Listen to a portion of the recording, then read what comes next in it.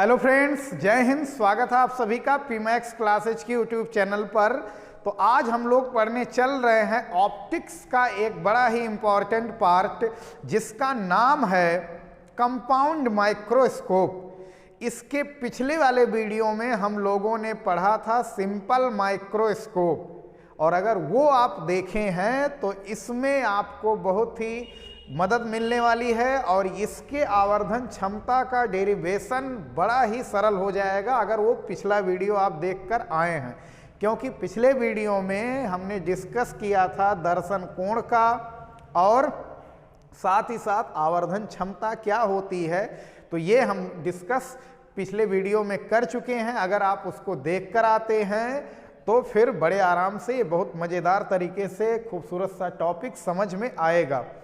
इसकी हम लोग रचना पढ़ेंगे, प्रतिबिंब का बनना, किरण आरेख, ये सब आज हम इस वीडियो में फुल डिटेल में कवर करने वाले हैं। तो आज से कंपाउंड माइक्रोस्कोप, ठीक है, आपके लिए हवाई हो जाएगा, एकदम सरल।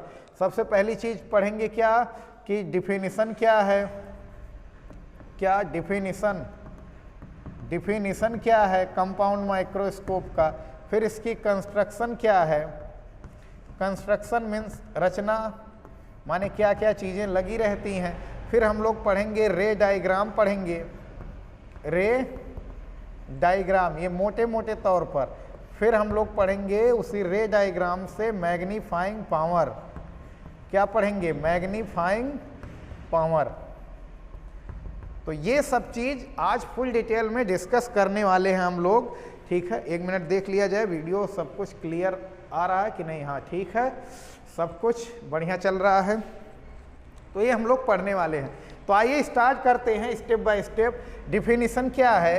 तो ये कंपाउंड माइक्रोस्कोप एक ऐसा प्रकाशिक यंत्र है, एक ऐसा ऑप्टिकल इंस्ट्रूमेंट है, ये ऐसा प्रकाशिक यंत्र है जो बहुत ही छोटी वस्तुओं को, जिनको हम लोग नॉर्मल आंखों से नहीं देख सकते हैं, जिसको हम लोग नॉर्मल आंखों से नहीं देख सकते हैं, उसका बड़ा सा प्रतिबिंब बनाकर दिखाता है। कौन?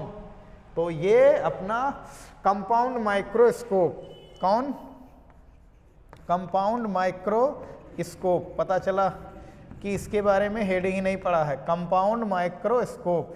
तो बड़ा सा इमेज, प्यारा सा इमेज, स्पष्ट इमेज बनाकर दिखाता है बैक्टीरिया का, कवक का, वायरस का, फंगी का, जो बहुत ही छोटे होते हैं, एंगस्ट्राम में होते, माइक्रोन में होते हैं, उनको बड़ा करके दिखाने का काम करता है।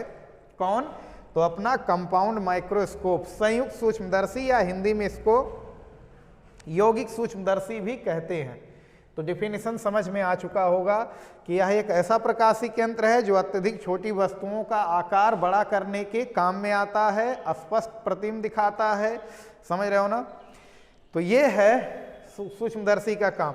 अच्छा, दूसरी चीज, कंपाउंड नाम क्यों है? जाहिर सी बात है, इसमें एक से अधिक लेंस लगे होंगे, इसीलिए इसका नाम क्या है? कंपाउंड। अभी रचना में देखेंगे।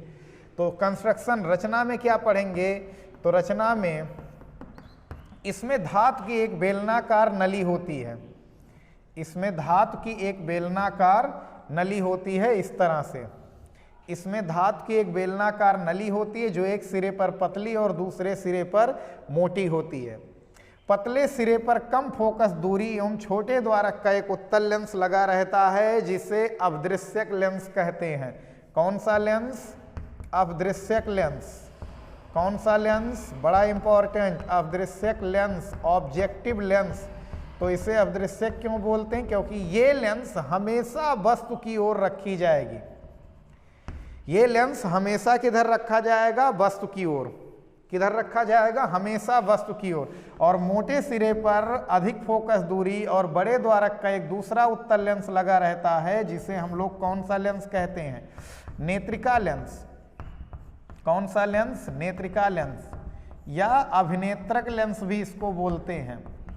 कौन सा लेंस? अभिनेत्रक लेंस। अभिनेत्रक लेंस, आई पीस लेंस। कौन सा लेंस? आई पीस। आई पीस लेंस। तो नेत्रिका लेंस की फोकस दूरी अधिक होती है और अदृश्यक लेंस की फोकस दूरी कम होती है। इसे नेत्रिका लेंस क्यों कहते हैं? क्योंकि ये हमेशा आंख की ओर रहता है। नेत्रिका लेंस हमेशा किस ओर होता है? आंख की ओर। और अदृश्यक लेंस हमेशा किधर होता है? वस्तु की ओर। हमेशा कोई भी अदृश्यक होगा, चाहे दूरदर्शी का चाहे सूक्ष्मदर्शी का, अगर अदृश्यक शब्द आ गया है तो ये हमेशा किधर रहेगा? हमेशा रहने वाला है, वस्तु की ओर हमेशा। यानी जिस वस्तु को हमें देखना है उस वस्तु को लाकर रख दो अदृश्यक के सामने, और आंख जिसके पीछे रहने वाली है वो कौन सा लेंस है? अपनी नेत्रिका लेंस है। बात समझ में आई?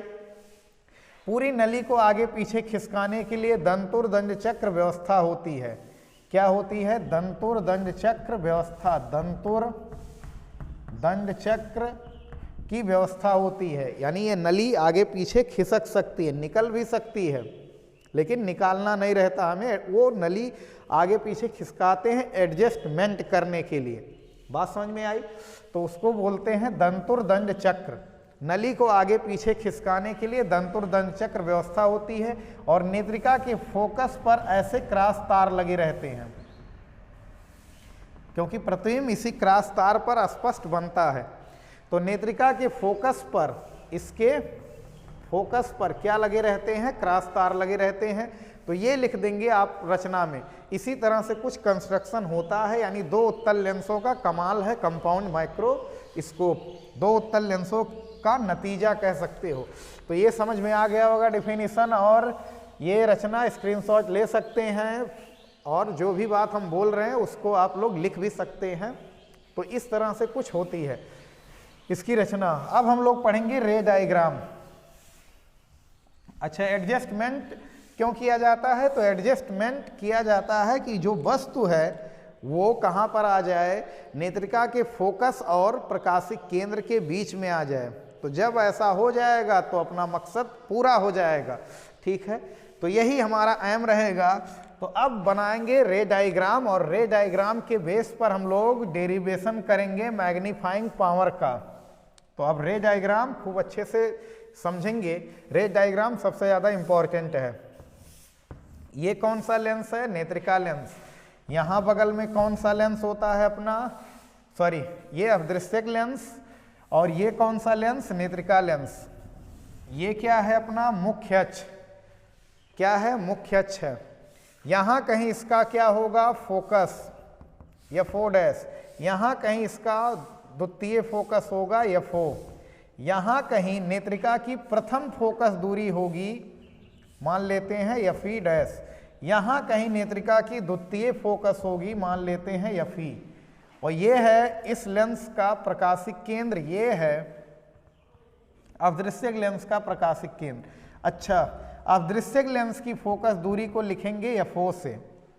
अदृश्यक लेंस की फोकस दूरी को लिखा जाएगा FO से। O क्यों लगा है? F मीन्स तो फोकस दूरी, O लगा है अदृश्यक लेंस है, ऑब्जेक्टिव लेंस है, तो ऑब्जेक्टिव लेंस की भरपाई कर रहा है।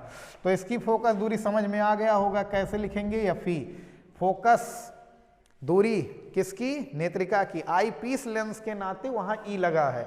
ठीक है, तो ये यहाँ पर कोई वस्तु रखी गई है, यहाँ पर कोई वस्तु रखी गई है जिसका हमें प्रतिबिंब देखना है। छोटा सा छोटी सी वस्तु है, ये तो फिर भी जूम करके हम दिखा रहे हैं, इतनी बड़ी वस्तु थोड़ी होती है, लेकिन फिर भी रे डायग्राम में तो इतनी ही बड़ी वस्तु हम बनाएंगे।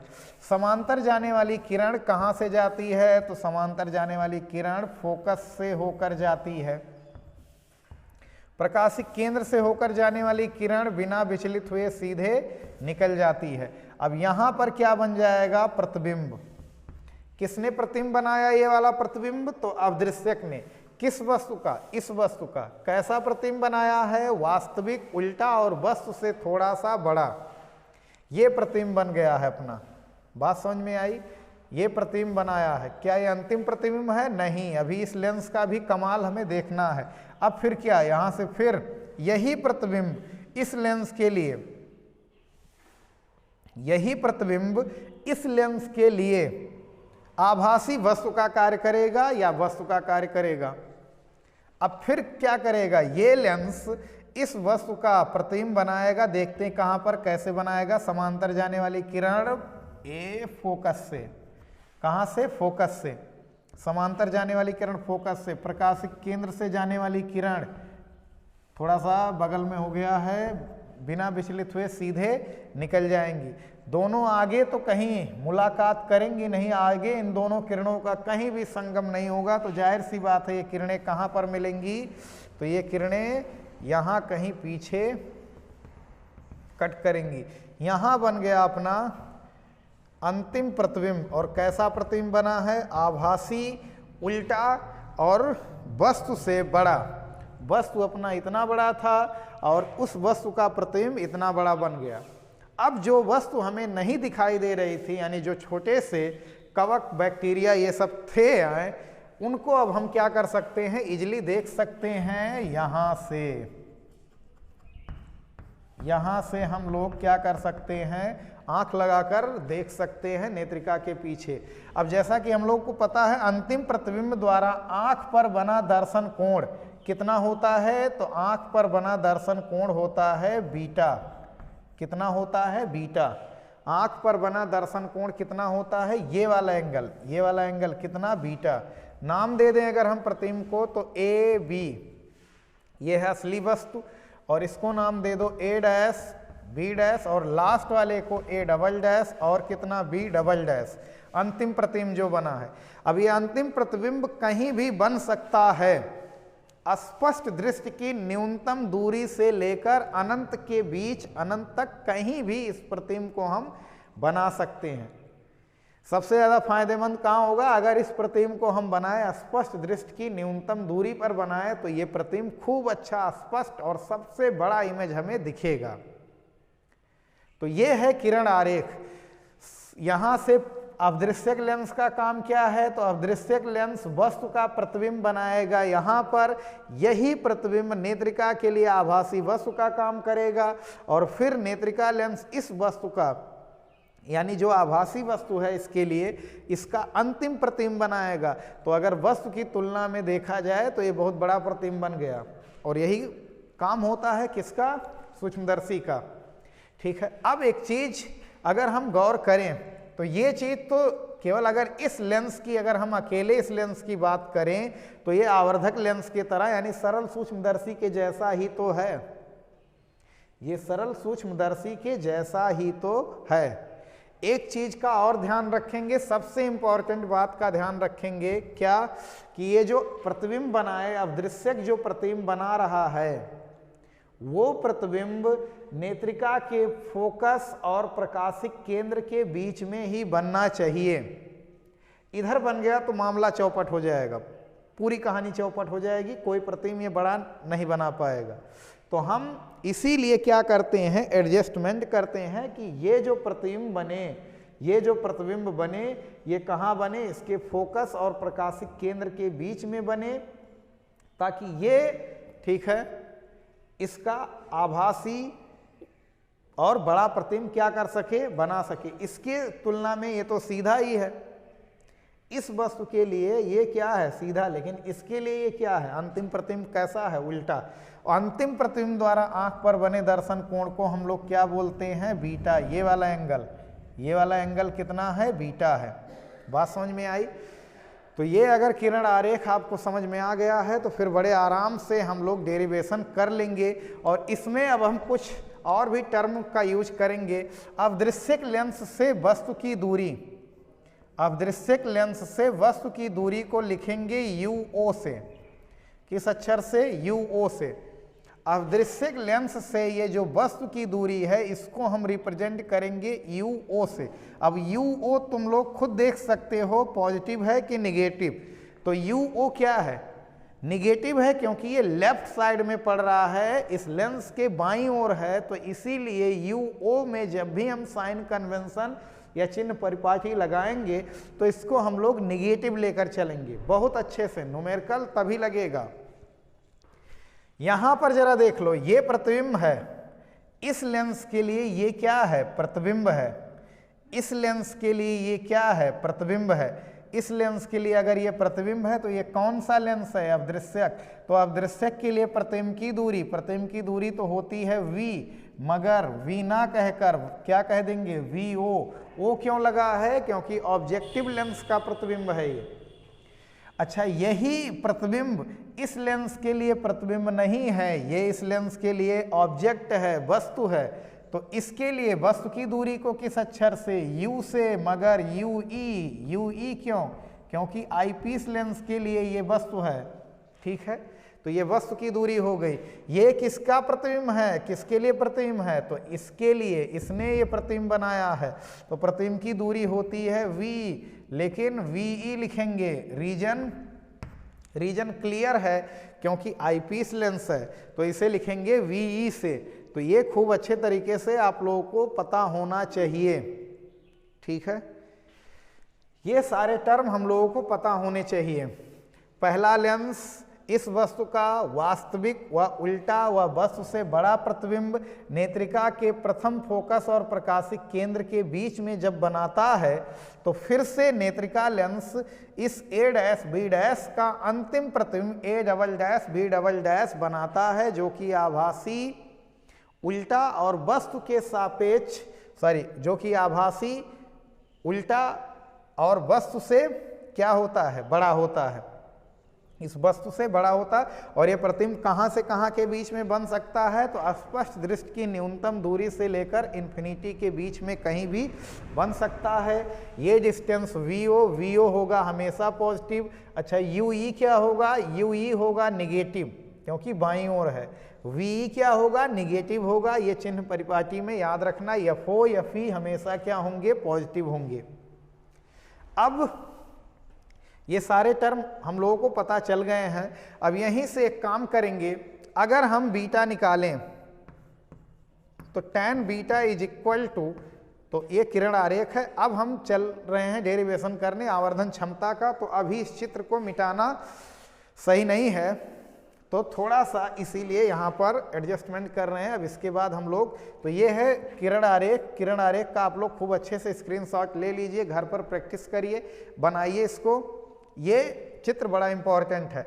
अब हेडिंग लगा लेंगे आवर्धन क्षमता, मैग्नीफाइंग पावर।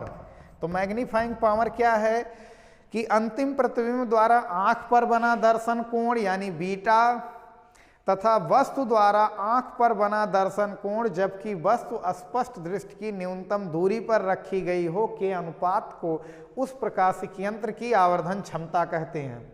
तो सबसे पहले हम लोग बीटा निकालेंगे और फिर अल्फा निकालेंगे, तो फिर यम निकलेगा, एक कॉमन फॉर्मूला, सबसे मेन फॉर्मूला निकलेगा, और फिर कॉमन फॉर्मूला और सबसे मेन फॉर्मूला निकलेगा, फिर उसी से दो स्पेशल केस हम लोग डेरिवेशन करेंगे।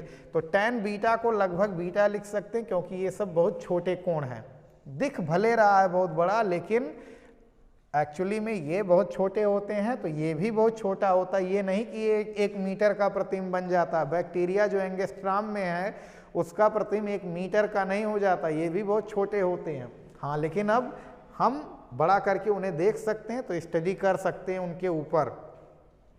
अब tan beta is equal to कितना हो जाएगा, अगर इस ट्रायंगल की बात करें हम, ये वाला छोटा सा ट्रायंगल, और पहले वाले में भी हम बीटा निकाले थे, तो ये अंतिम प्रतिबिंब नहीं लिए थे। तो इसमें अगर हम बात करें तो tan बीटा यानी बीटा इज इक्वल टू हो जाएगा लंब बटे आधार। तो कितना हो जाएगा, A'(B' डिवाइड बाई आधार कितना है, तो आधार है UE। कितना है, UE। दोनों ही निगेटिव होंगे, ये भी निगेटिव, ये भी निगेटिव, तो निगेटिव कट जाएगा। ये नीचे होने के लिए निगेटिव होगा, ये बाएं होने के लिए निगेटिव होगा, और दोनों निगेटिव साइन कट जाएंगे। तो आ जाएगा कितना, A'(B' डिवाइड बाई UE। ये आ गया tan बीटा। क्या आ गया, tan बीटा आ गया, यानी बीटा का मान हमें पता चल गया। अल्फा कैसे निकालते हैं, तो अल्फा हम लोग तब निकालते हैं जब वस्तु कितनी दूरी पर रखी हो, वस्तु कितनी दूरी पर रखी हो, d दूरी पर रखी हो वस्तु। ये अपनी मेन वस्तु कहाँ पर रखी हो, d दूरी पर रखी हो, कहाँ से, आंख से, तब आंख पर जो कोण बनेगा वो दर्शन कोण, वो क्या है, अल्फा है। तो अगर हम अल्फा की बात करें तो अल्फा बराबर हो जाएगा लंब बटे आधार। तो tan alpha is equal to, alpha बराबर कितना हो जाने वाला है, AB divide by D. AB divide by D, या H O divide by D. अगर वस्तु को एच ओ मान लो, हाइट ऑफ ऑब्जेक्ट मान लो एच ओ, तो एच ओ बाई डी कर सकते हैं। बात समझ में आई?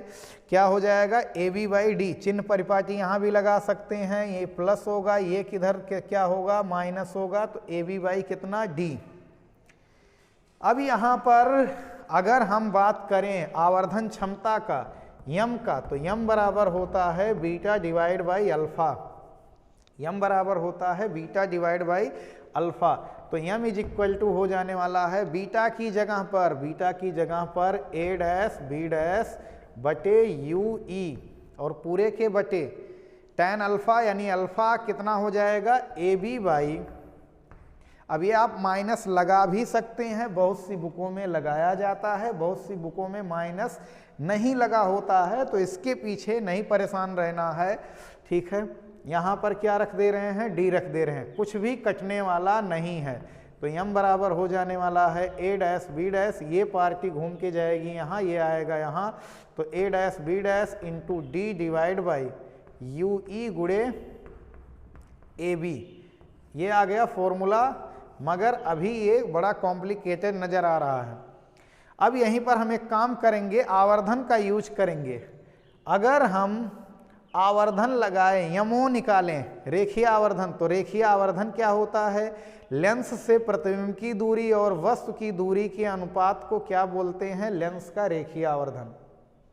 या लेंस द्वारा बने प्रतिबिंब की लंबाई और वस्तु की लंबाई के अनुपात को length of image divide by length of object is known as linear magnification of lens. तो हमें रेखीय आवर्धन क्षमता नहीं है, एक स्मॉल एम है, रेखीय आवर्धन है, जो ये बताता है प्रतिबिंब कैसा होगा, यानी प्रतिबिंब वास्तविक होगा कि उल्टा होगा, समझ रहे हैं ना? और प्रतिबिंब बड़ा होगा कि वस्तु बड़ी होगी, ये इस बात की जानकारी का पता चलता है हमें रेखीय आवर्धन से। तो यम बराबर वी बाई यू बराबर आई बाई ओ। तो अगर हम बात करें यमो की माने ऑब्जेक्टिव लेंस का रेखीय आवर्धन, तो प्रतिबिंब की दूरी यानी कितना हो जाएगा? V O positive.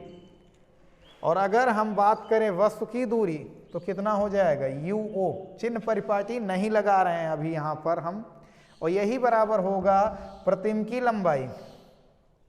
की लंबाई, यही तो है प्रतिबिंब इस लेंस के लिए, A dash B dash divide by U O नहीं, वस्तु की लंबाई कितनी हो जाने वाली है? A B. कितनी हो जाने वाली है? A B. अब ये है समीकरण नंबर 1। और एक चीज और भी याद रखे रहना, ये दूरी है वी ओ, ये दूरी है यू ई, ठीक है।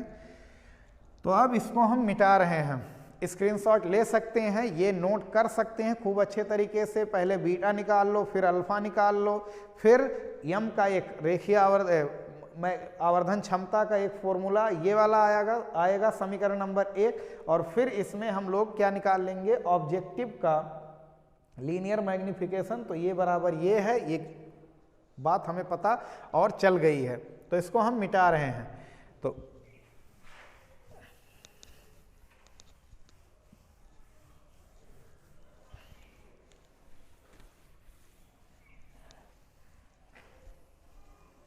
अब यहां से समझना है, यहां से हम लोग क्या करेंगे? ए डैश बी डैश का मान निकालेंगे, तो इसका क्रॉस मल्टीप्लाई हो जाएगा, तो V O divide by U O गुड़े A B is equal to A dash B dash. A dash B dash की यह वैल्यू, यह मान ले जाकर हम रखेंगे समीकरण नंबर 1 में। तो क्या करेंगे? ए डैश बी डैश का यह मान, आप लोग स्टेप वाइज चलिएगा, हमारा इधर उधर हो गया है, तो समीकरण 1 में रखने पर, तो रखेंगे तो क्या होने वाला है? समीकरण 1 में रखने पर, तो रखेंगे जब, तो यम इज इक्वल टू हो जाएगा ए डैश बी डैश की जगह ये V O by U O गुड़े ए बी और गुड़े डी, ये कौन है? A dash B dash divide by U E गुड़े कितना? A B. ए बी से ए बी कैंसिल आउट, तो यम बराबर हो जाएगा V O by U O गुड़े डी बाई यू ई। और अगर हम यहाँ पर बात करें तो वी ओ बाई यू ओ क्या है, ये हम जानते हैं। वी ओ बाई यू ओ क्या है, तो ये यमो है, स्मॉल यमो। और अगर डी बाई यू ई की बात करें तो अभी अभी हमने बताया है कि जो पीछे वाला लेंस था वो सरल सूक्ष्मदर्शी जैसा काम करता है। और अगर आपको याद हो तो सरल सूक्ष्मदर्शी में ये आया था डी बाई यू ई, ये आवर्धन क्षमता का सूत्र आया था, कॉमन फॉर्मूला आया था। और इसको हम डी बाई यू ई को लिख सकते हैं रेखीय आवर्धन, किसका, नेत्रिका का। डी बाई यू ई को लिख सकते हैं नेत्रिका का रेखीय आवर्धन। तो ये आ गया सबसे फेमस फॉर्मूला कंपाउंड माइक्रोस्कोप का। और ये भी न्यूमेरिकल में या कभी कभार पूछ लिया जाता है, तो ये भी फॉर्मूला आपको पता होना चाहिए। कैपिटल यम बराबर यमओ इंटू यमी, या ये मेन फॉर्मूला आ गया समीकरण नंबर 2 वाला। ठीक है, वी ओ बाई यू ओ गुणे डी बाई यू ई। तो इसमें एक बार सारे टर्म कौन कौन से हैं। वी ओ है अदृश्यक लेंस से प्रतिबिंब की दूरी, यू ओ है अदृश्यक लेंस से वस्तु की दूरी, डी है स्पष्ट दृष्टि की न्यूनतम दूरी, यू ई क्या है, तो यू ई है नेत्रिका लेंस से वस्तु की दूरी। तो ये है आ गया, ये मतलब आवर्धन क्षमता का फॉर्मूला है कंपाउंड माइक्रोस्कोप की। अगर किसी बुक में आगे माइनस लिखा है तो भी वहाँ चौंकने वाली बात नहीं है। अगर माइनस लिखा है तो माइनस चिन्ह ये केवल शो करता है कि जो अंतिम प्रतिबिंब है वो वस्तु के सापेक्ष उल्टा है। गौर से ध्यान रखेंगे, यहाँ माइनस के पीछे मत परेशान रहना। माइनस चिन्ह केवल इतना शो करता है कि जो अंतिम प्रतिबिंब है वो वस्तु के सापेक्ष उल्टा है। तो बहुत सी बुकें माइनस नहीं भी लगाती, बहुत सी बुकों में माइनस लगा रहता है। तो परिमाण तो इतना ही होने वाला है, आंकिक मान मैग्नीट्यूड तो यही होगा आवर्धन क्षमता का। बस आगे माइनस लगा दो या ना भी लगाओ तो भी कोई दिक्कत नहीं है। किरण आरेख हम लोगों को पता है, अंतिम प्रतिबिंब वस्तु के सापेक्ष कैसा होता है, उल्टा होता है। तो इधर वाला हम मिटा रहे हैं, इसको नोट कर सकते हैं, स्क्रीनशॉट लेकर आराम से नोट कर सकते हैं। तो अब तो स्पेशल केस हम लोग पढ़ेंगे, तो इन सबको हम मिटा दे रहे हैं, एक फॉर्मूला यहाँ पर लिख ले रहे हैं फिर से। तो यम इज इक्वल टू आ चुका है अपने पास वी ओ बाई यू ओ गुणे डी बाई यू ई। ये आ गया सबसे मेन फॉर्मूला। इसमें सारे केस छुपे हुए हैं, इसमें सारे केस छुपे हुए हैं। ठीक है, अब केस फर्स्ट की बात करेंगे। केस फर्स्ट, जब अंतिम प्रतिबिंब LDDB पर हो। ये हमने पिछले वीडियो में बताया था कि बार बार हम इतना बड़ा सेंटेंस नहीं लिखेंगे। LDDB means least distance of distinct vision. अगर एक किनारे से देखते हुए आ रहे हैं तो मजा आएगा। जब अंतिम प्रतिबिंब कहाँ पर बन रहा हो, अंतिम प्रतिबिंब जो सबसे बड़ा वाला प्रतिबिंब था, अगर वो स्पष्ट दृष्टि की न्यूनतम दूरी पर बने, तब हम कह सकते हैं V इज इक्वल टू, यानी V या VE is equal to minus D. U तो कितना होगा, माइनस UE होगा। F कितना हो जाएगा, FE के बराबर। V होगा माइनस डी, U होगा माइनस UE, F होगा FE के बराबर। हेंस लेंस का फॉर्मूला लगाओगे तो 1/f is equal to 1/v minus 1/u से, तो E कर दे रहे हैं क्योंकि सब कुछ काम कर रहे हैं हम लोग नेत्रिका लेंस के लिए। तो क्या हो जाएगा, FE तो FE ही रहने वाला है। VE कितना, माइनस डी, और UE कितना, माइनस U, तो प्लस U हो जाएगा। क्या कर दो, यहाँ D/UE चाहिए और UE यहाँ पर UE, सॉरी, तो कितना हो जाएगा, UE खुद UE ही है, U की जगह UE। क्या कर दो, D से दोनों पक्षों में भाग करने पर, D से दोनों पक्षों में भाग करने पर, D से दोनों पक्षों में जब भाग करेंगे तो D/FE is equal to minus D/D plus D/UE। D से D कैंसिल आउट, ये बचेगा 1 इस पार आ जाएगा। तो क्या होने वाला है, 1 plus D/F is equal to D/UE। D/UE का यह मान कहाँ रख देंगे, समीकरण 2 में। तो समीकरण 2 से क्या हो जाएगा, M is equal to VO divide by UO गुणे D/UE की जगह 1 प्लस कितना, 1 प्लस D/FE, यहाँ FE रहेगा। तो ये आ गया आवर्धन क्षमता का फॉर्मूला, कब? जब अंतिम प्रतिबिंब बने अपना स्पष्ट दृष्टि की न्यूनतम दूरी पर। जब अंतिम प्रतिबिंब स्पष्ट दृष्टि की न्यूनतम दूरी पर बन रहा हो तब आवर्धन क्षमता सूक्ष्मदर्शी की इतनी होती है, VO/UO गुणे 1 + D/FE, और ये मैक्सिमम मैग्नीफाइंग पावर है। यानी अधिकतम आवर्धन क्षमता हमें कब मिलती है? जब वस्तु कहाँ रखी है, जब अंतिम प्रतिबिंब कहाँ पर बन रहा हो? स्पष्ट दृष्टि की न्यूनतम दूरी पर। तो वीडियो पॉज करके नोट कर सकते हैं, स्क्रीनशॉट ले सकते हैं। केस सेकंड की बात करेंगे हम लोग। जब अंतिम प्रतिबिंब कहाँ पर बने? अनंत पर। अनंत पर बने तो इसको हम लोग बोलते हैं रिलैक्स्ड आई। उस समय श्रांत नेत्र, श्रांत नेत्र। तो श्रांत नेत्र में V कितना हो जाने वाला है? -∞। तो इसका मतलब अगर अंतिम प्रतिबिंब अनंत पर बन रहा होगा तो कहाँ का प्रतिबिंब अनंत पर बनता है? तो फोकस पर रखी वस्तु का प्रतिबिंब अनंत पर बनता है, यानी नेत्रिका के फोकस पर आ गया होगा वो वस्तु। लेकिन कोई दिक्कत नहीं है, चलो डिस्कस कर लेते हैं। अंतिम प्रतिबिंब कहाँ पर बने? अनंत पर। U कितना? -UE। F कितना? FE। कल ही बताए थे उत्तल लेंस की फोकस दूरी होती है पॉजिटिव। फिर लगाएंगे lens formula 1/F = 1/V - 1/U से। तो क्या होने वाला? F की जगह पर FE, V की जगह पर -∞, U की जगह पर -UE प्लस हो जाएगा, खत्म 1/∞, खत्म हो जाएगा। तो 1/FE = 1/UE। D से क्या कर दो? भाग। D से दोनों पक्षों में भाग करने पर,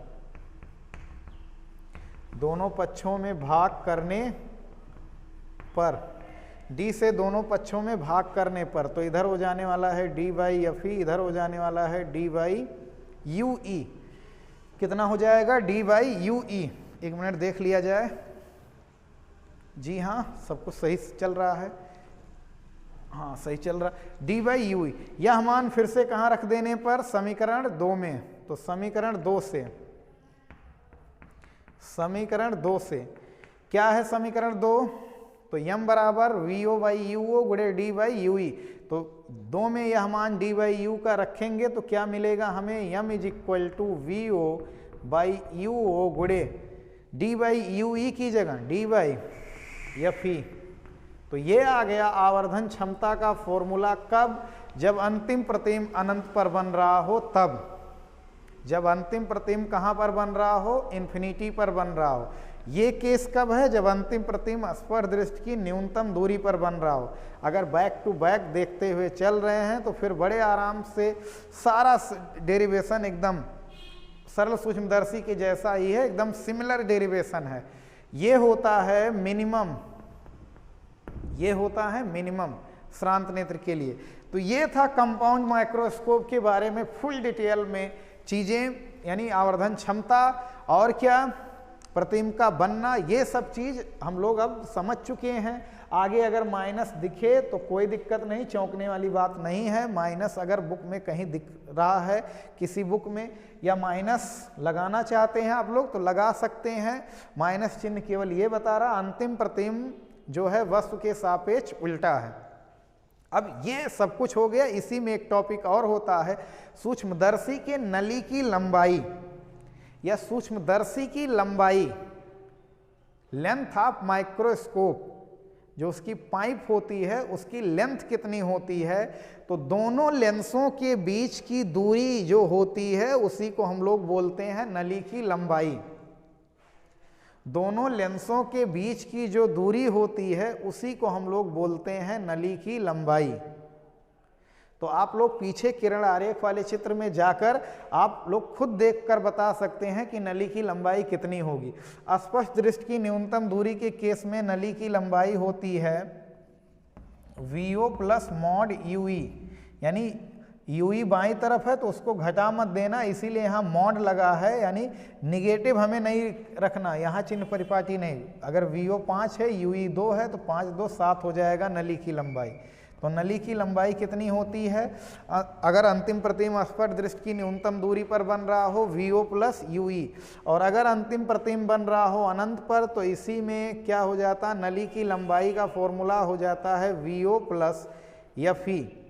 क्या हो जाता है, VO plus F E, U E किसके बराबर हो जाता है, एफ ई के बराबर।